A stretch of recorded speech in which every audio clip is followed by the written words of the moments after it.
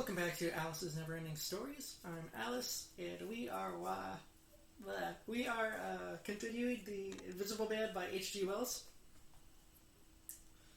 and we are on chapter 16.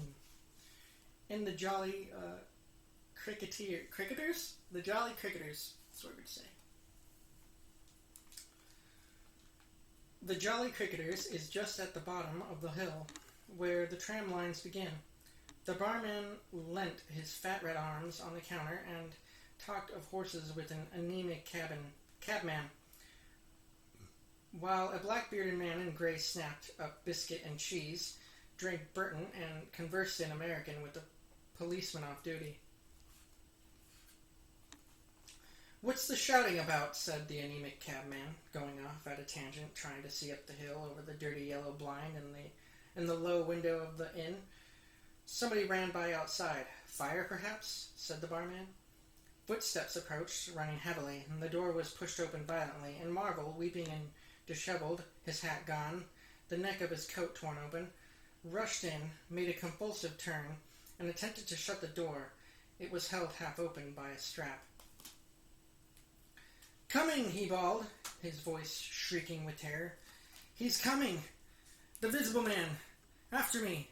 For God's sake! Help! Help! Help!" "Shut the doors," said the policeman. "Who's coming?"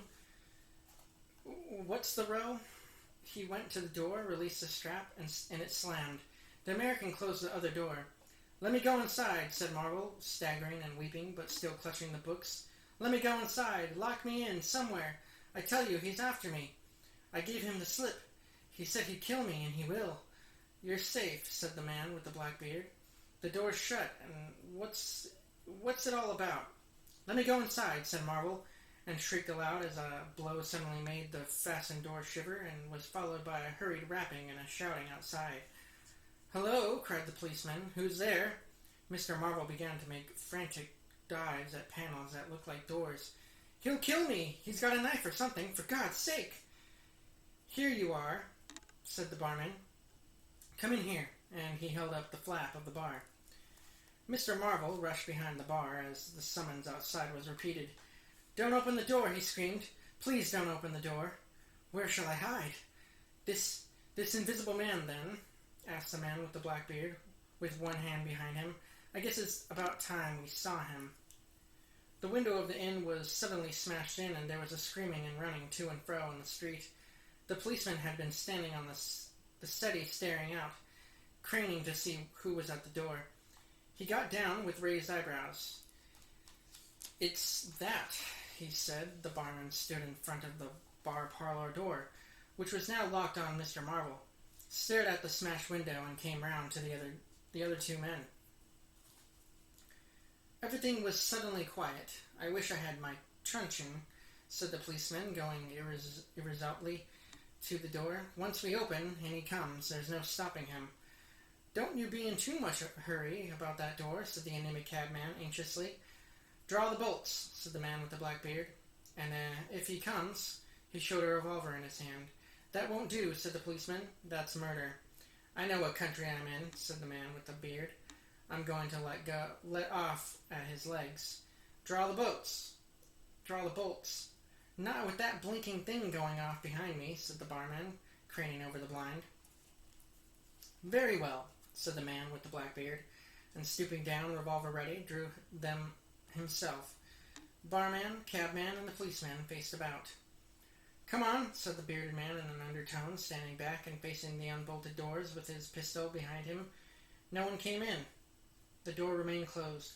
5 minutes afterwards, when a second cabman pushed his head in cautiously, they were still waiting.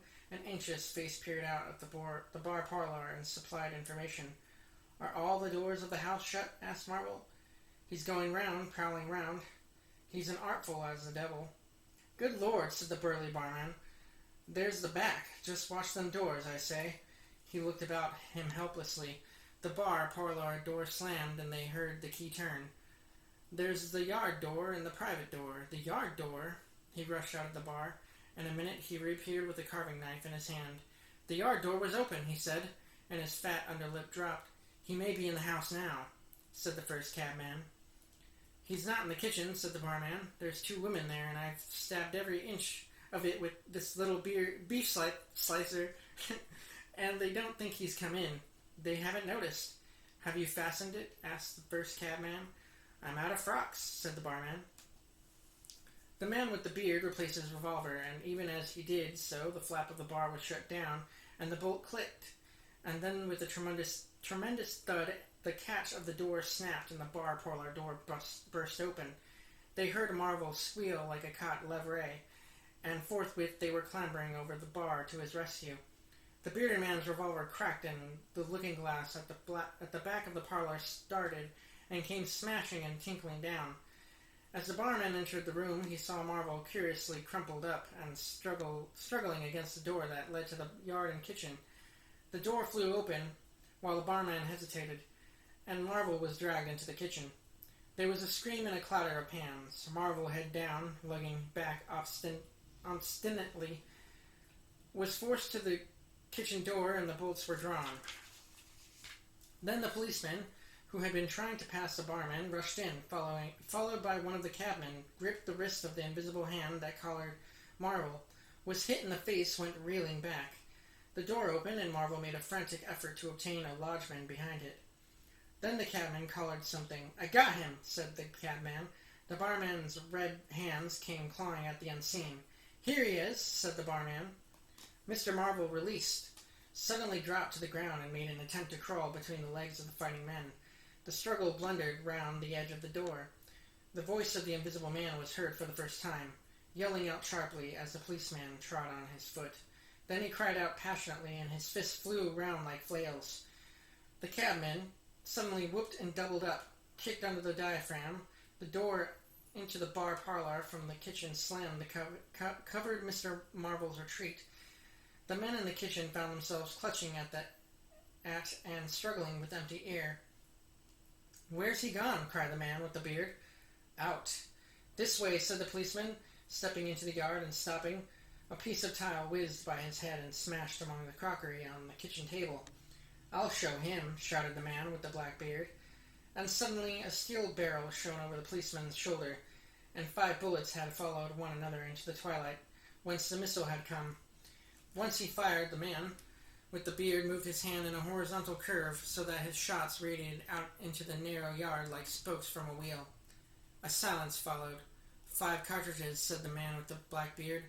"That's the best of all. 4 aces and a joker. Get a lantern, someone, and come and feel about for his body." And that ends chapter 16. Thank you guys for taking a moment to watch, and I hope you guys enjoy the rest of your day.